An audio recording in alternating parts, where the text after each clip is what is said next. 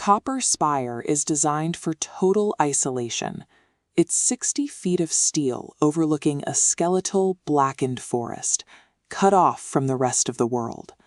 But as a violent lightning storm rolls over the ridge, the dead emergency radio frequency in the cabin suddenly crackles to life. The broadcast moves beyond simple static. It begins to narrate the immediate future in the ranger's own voice, predicting a lightning strike on the West Ridge with down-to-the-second accuracy. Right on cue, the sky tears open over that precise spot. This future voice issues a highly specific command. A wildlife photographer is trapped in the storm below, and the ranger has exactly 12 minutes to leave the safety of her tower and find her, or the woman will die.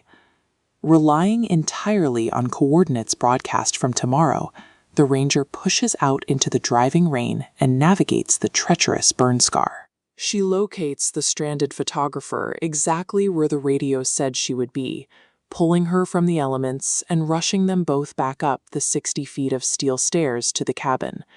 The rescue is a success, yet the shortwave radio continues to hum. It starts playing back fragments of their current, breathless conversations, word for word, spoken in their own voices, just moments before they actually say them.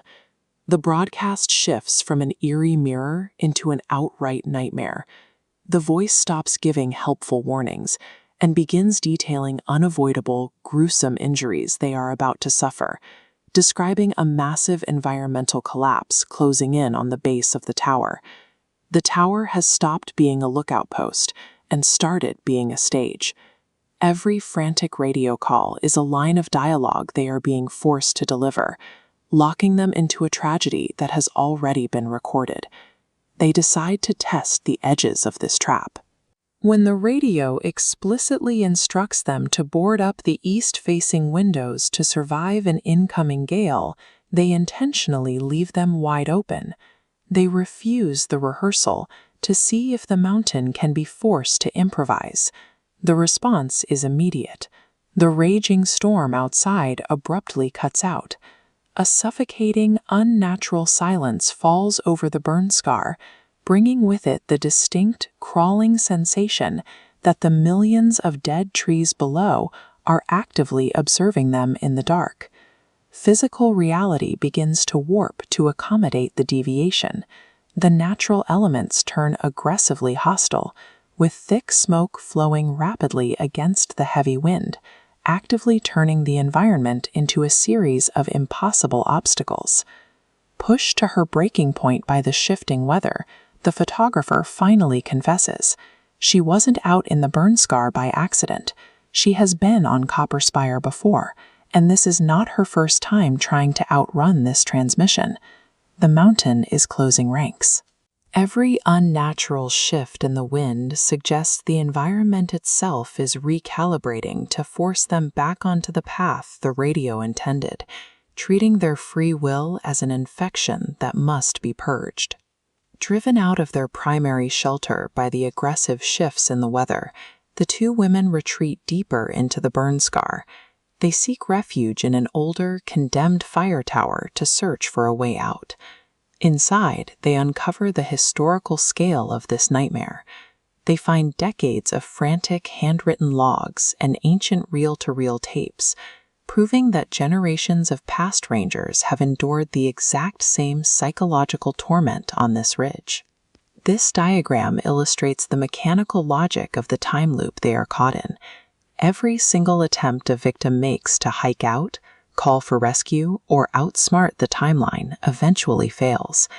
The branching paths forcefully snap back to a single central node, the moment they first heard the radio. A final spool of tape carries a voice that sounds exactly like the ranger's own.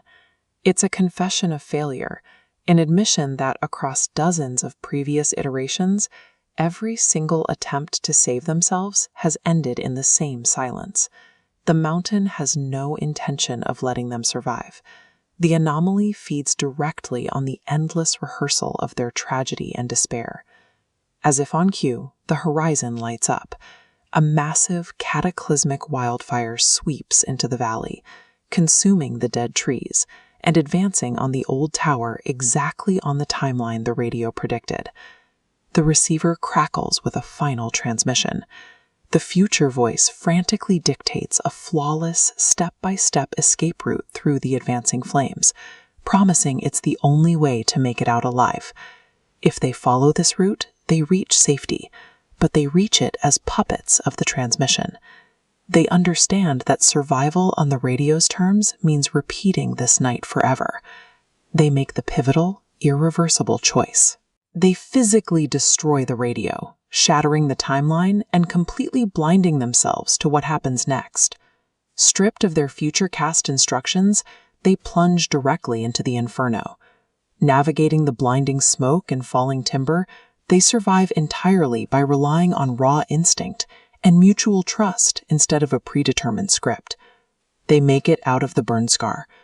But months later, safe in civilization, a powered-down ham radio in the ranger's apartment suddenly crackles to life. It broadcasts both of their voices, echoing from 10 years in the future. The mountain followed them home. True survival is an ongoing choice to face the unknown. Maintaining free will requires the courage to leave some mysteries permanently unsolved.